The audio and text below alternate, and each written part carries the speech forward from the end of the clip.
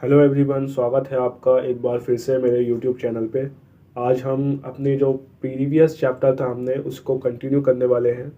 पिछला चैप्टर हमने पढ़ाया था पृथ्वी की आंतरिक संरचना। उसी चैप्टर को आज हम कंटिन्यू करेंगे। इसका ये पार्ट 2 होने वाला है। अगर वो पार्ट 1 आपने नहीं देखा है अभी तक तो उसका लिंक मैं उस वीडियो का लिंक मैं जो डिस्क्रिप्शन में दे दूँगा, वहाँ से उस वीडियो को आप देख सकते हैं, या फिर आप मेरे डायरेक्टली चैनल पर जाके भी उस वीडियो को देख सकते हैं। तो आइए दोस्तों, बिना टाइम वेस्ट किए इस वीडियो को स्टार्ट करते हैं। और कोशिश ये रहेगी कि ये चैप्टर पूरा का पूरा चैप्टर इसी वीडियो में कवर हो जाए। अगर थोड़ा सा टाइम लगता है तो इसका तीसरा पार्ट भी आ सकता है जिसमें ये पूरा चैप्टर कवर हो जाएगा। ठीक है, क्योंकि इस चैप्टर में समझाने के लिए बहुत कुछ है, बताने के लिए बहुत कुछ है, इसलिए थोड़ा लेंदी भी हो सकता है, लेकिन ये चैप्टर लेंदी ज़्यादा नहीं होगा, ये कोशिश मैं करूँगा। ठीक है, तो बिना टाइम वेस्ट किए शुरू करते हैं अपने टॉपिक के साथ। तो पहला टॉपिक हमारे पास है भूकंप। ठीक है, तो अब इस चैप्टर में हम भूकंप को पढ़ने वाले हैं। ठीक है, जिससे सभी लोग वाकिफ़ हैं, सभी लोगों को पता है कि भूकंप क्या होता है। ठीक है, भूकंप किसको कहते हैं। ठीक है, हमने कई सारे भूकंप देखे हैं, महसूस भी करे हैं, लेकिन जब इसको बात आती है डिफ़ाइन करने की कि भूकंप की परिभाषा दीजिए, भूकंप को परिभाषित कीजिए, तो अक्सर बच्चे गलती कर देते हैं और भूकंप जैसी आम चीज़ को, भूकंप जैसी एक ऐसी चीज़ को जिसको सबने महसूस करा है, उसको डिफ़ाइन करने में जो है बड़ी मुश्किल आती है बच्चों को। तो सबसे पहले इसको डिफ़ाइन करना है, किस तरीके से डिफ़ाइन करना मैं आपको बता दूं, क्योंकि कई बार एग्ज़ाम में आ जाता है कि भूकंप किसको कहा जाता है। तो भूकंप किसको कहते हैं, तो इसका सिंपल सा जो किताब में आपका लिख रखा है, भूकंप का मतलब है पृथ्वी का कंपन।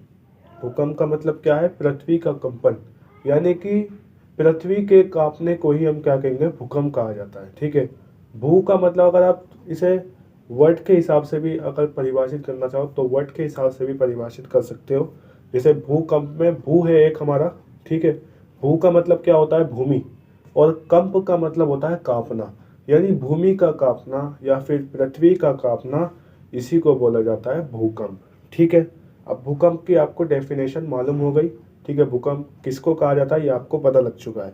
अब भूकंप क्यों आता है, ठीक है, भूकंप का कारण क्या है, what is the reason of earthquake, यानी भूकंप का आने का कारण क्या होता है, आखिर क्यों आता है।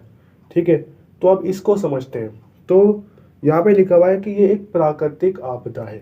ये क्या है, प्राकृतिक आपदा है, यानी कि ये एक ऐसी घटना है जो मनुष्य के हाथों में नहीं है। मनुष्य इसको चाहकर भी जो है क्या नहीं कर सकते, कंट्रोल नहीं कर सकते। इसका मतलब क्या है, ये एक प्राकृतिक है, प्राकृतिक रूप से आती है, यानी मनुष्य की मर्जी हो या ना हो, ये जब आता है तो आ ही जाता है। ठीक है, इसको रोकना मुश्किल होता है। ठीक है, तो ये एक प्राकृतिक घटना है। अभी हम इसका कारण समझते हैं कि इसका क्या कारण होता है, भूकंप का आने का क्या कारण होता है। तो यहाँ पे लिखा हुआ है हमारा कि जो भूकंप होता है, पृथ्वी के अंदर से ऊर्जा के निकलने के कारण तरंगे उत्पन्न होती हैं और उसी वजह से भूकंप आता है। ये इसका कारण दे रखा है आपकी किताब में, एनसीईआरटी की किताब में। क्या कहा है यहाँ पे कि भैया क्या होता है कि पृथ्वी के अंदर से ऊर्जा निकलती है। अब यहाँ पे मैं इसको एक्सप्लेन कर देता हूँ अच्छी तरह से। देखिए, मैंने आपको पिछली वीडियो में भी बताया था कि जो पृथ्वी है, ठीक है, वो अंदर से बहुत ज़्यादा गर्म है। ठीक है, अंदर से क्या है, बहुत ज़्यादा गर्म है। और जब कोई चीज़ गर्म होती है, अगर आप खुद भी ये चीज़ इमेजिन कर लो, जब कोई चीज़ गर्म होती है, ठीक है, तो उसके अंदर क्या होता है, एक प्रेशर होता है, एक दबाव होता है। ठीक है, और जब कभी ये प्रेशर बढ़ता है, दबाव बढ़ता है, तो क्या होता है, वो जो एनर्जी है वो बाहर निकलने की कोशिश करती है। इसका बहुत इजी एग्जांपल मैं आपको देता हूँ।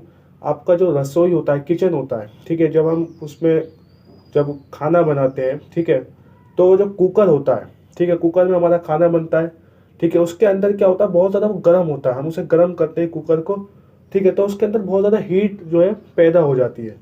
और जब वो बहुत ज़्यादा गर्म हो जाता है तो उसके उसके बाद क्या होता है, सीटी के द्वारा उसकी जो एनर्जी होती है, उसकी जो ऊर्जा होती है, वो निकल जाती है। ठीक इसी तरह जिस तरह कुकर में जब ज़्यादा प्रेशर बढ़ जाता है, तापमान बढ़ जाता है, और एक सीटी के माध्यम से वो एनर्जी लूज हो जाती है, एनर्जी जो है निकल जाती है। ठीक इसी तरह पृथ्वी में भी होता है, क्योंकि पृथ्वी जो है अंदर से वो क्या है, गर्म है।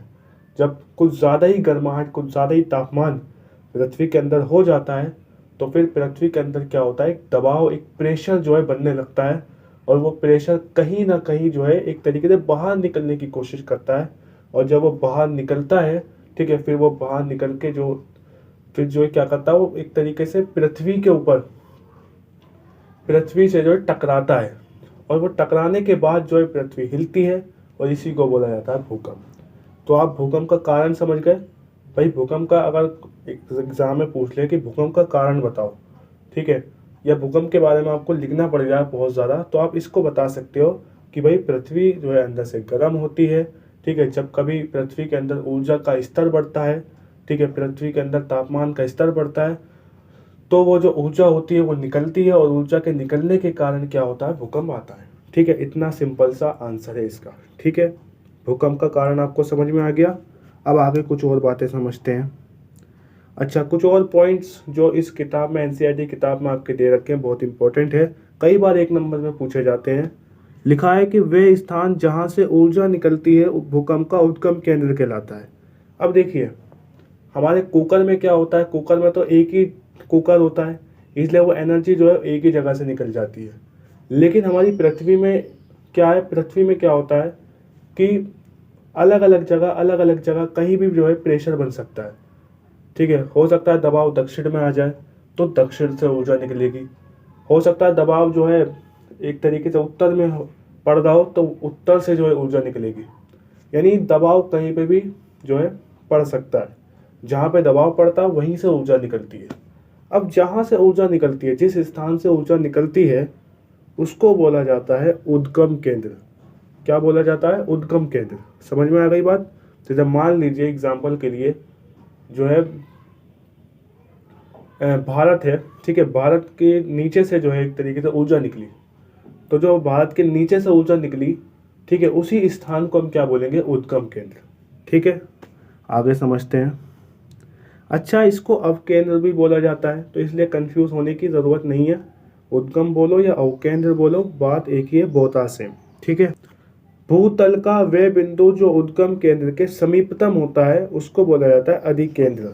अब इसका मतलब क्या है कि मान लीजिए भूकंप जो है उद्गम केंद्र से निकला, ठीक है, ऊर्जा के तरंगों के माध्यम से, क्योंकि जो भूकंप है अभी आपको आगे मैं आपको बताऊंगा, भूकंप जो है तरंगों के रूप में आता है, भूकंप जो है तरंगों के माध्यम से आता है। ठीक है, तो वो जो तरंगे जिस स्थान पर सबसे पहले पहुंचती हैं, ठीक है, एग्जाम्पल के लिए मान लीजिए वो जो है सबसे पहले पहुंची थाईलैंड में या फिर श्रीलंका में, ठीक है, तो वो स्थान जो होगा वो स्थान कहलाएगा उद्गम अधिकेंद्र। ठीक है, उसको बोलेंगे अधिकेंद्र। यानी भूकंप की तरंगे जिस स्थान पर सबसे पहले पहुंचती हैं उस पॉइंट को हम बोलते हैं अधिकेंद्र। ठीक है, बात आ गई समझ में। आगे समझते हैं। अब समझते हैं भूकंपीय तरंगे। भूकंपीय तरंगे मैंने आपको बता दिया, जो भूकंप है वो तरंगों के माध्यम से चलता है, यानी जो ऊर्जा होती है वो तरंगों के रूप में बाहर आती है, ये मैंने आपको अभी बताया। लेकिन ये तरंगे होती हैं 2 प्रकार की।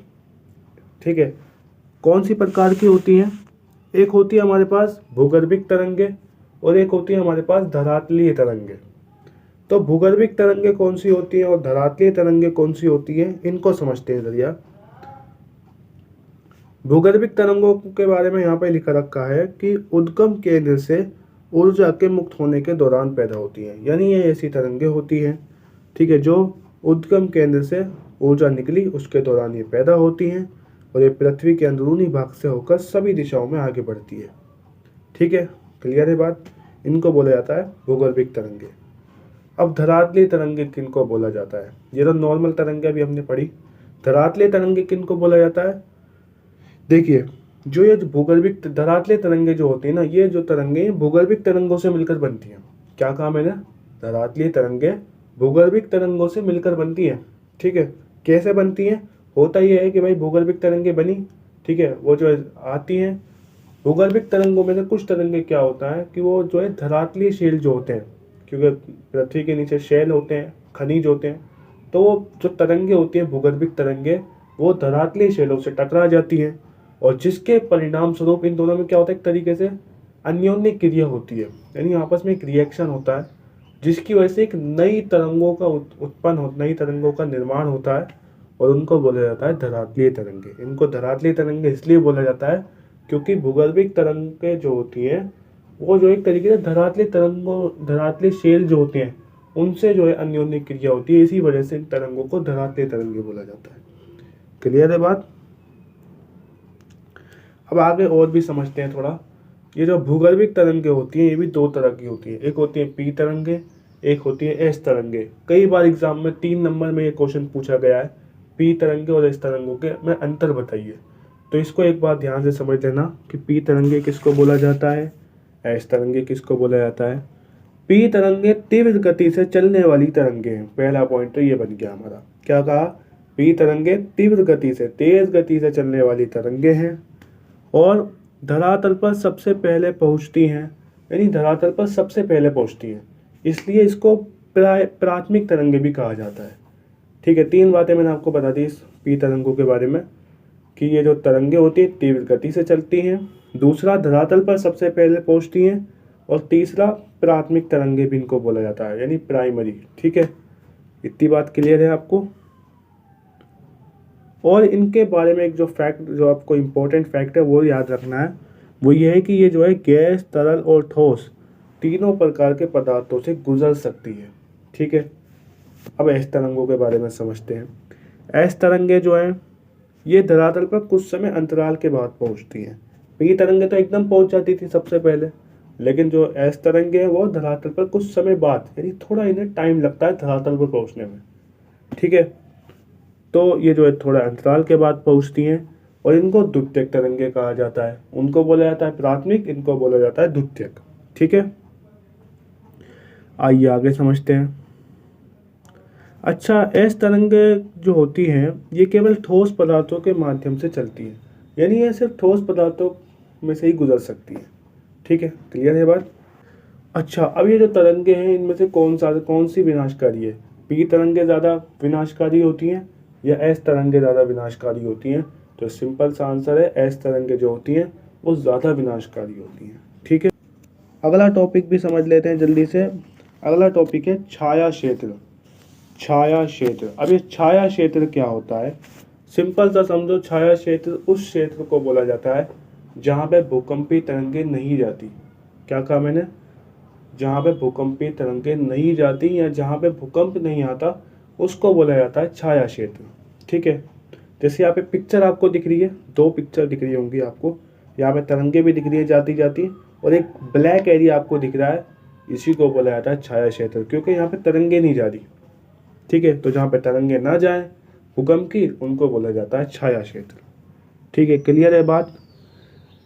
अच्छा, यहाँ पे आपको एक चीज़ और दिख रही होगी पी तरंगों में और एस तरंगों में। पी तरंगों देखिए, आप देखिए पी तरंगे जो है वो नीचे तक जा रही है, लेकिन एस तरंगे नीचे तक नहीं जा रही। ठीक है, तो आप पी और एस में एक चीज़ और नोटिस कर सकते हो कि जो एस तरंगे होती है उनका छाया क्षेत्र वाइड है, छाया क्षेत्र ज़्यादा है एज कम्पेयर टू पी तरंग। ठीक है, पी तरंगों में छाया क्षेत्र कम है, लेकिन एस तरंगों में छाया क्षेत्र ज़्यादा है। ठीक है, तो ये भी आपने समझ लिया, तो ये भी चीज़ भी आप ध्यान रखना। ठीक है, अब समझते हैं भूकंप के प्रकार। देखिए, भूकंप कई सारे होते हैं, कई तरह के भूकंप के प्रकार हैं, तो उनको अब समझते हैं। जैसे पहला है विवर्तनिक भूकंप। ठीक है, विवर्तनिक भूकंप जो नॉर्मल भूकंप की हम बात करते हैं उसे ही बोला जाता है विवर्तनिक भूकंप। ठीक है, यानी जो अभी भूकंप, जो मेन भूकंप होते हैं वो यही होते हैं। ठीक है, विवर्तनिक भूकंप, इन्हें बोला जाता है भूकंप, यानी जो मेनली आते हैं, जो नॉर्मल भूकंप हम देखते हैं उन्हीं को बोला जाता है विवर्तनिक भूकंप। ठीक है, अच्छा, एक होते हैं ज्वालामुखी जन्य भूकंप, दूसरे कौन से होते हैं? ज्वालामुखी जन्य भूकंप। अच्छा, इसके नाम से ही बिल्कुल क्लियर हो रहा है इसका मतलब क्या है। ऐसे भूकंप जो ज्वालामुखी के कारण जो है उत्पन्न होते हैं। मान लीजिए ज्वालामुखी फटा, जिसके कारण क्या हुआ? भूमि में कंपन हुआ। ठीक है, भूमि हिली, भूकंप आया, इसी को बोला जाता है ज्वालामुखी भूकंप। यानी जब भूकंप का कारण ज्वालामुखी हो, अगर भूकंप का कारण ऊर्जा का निकलना है तो इसको बोला जाएगा विवर्तनिक भूकंप, लेकिन अगर भूकंप का कारण ज्वालामुखी है तो इसको बोला जाएगा ज्वालामुखी जन्य भूकंप। क्लियर है?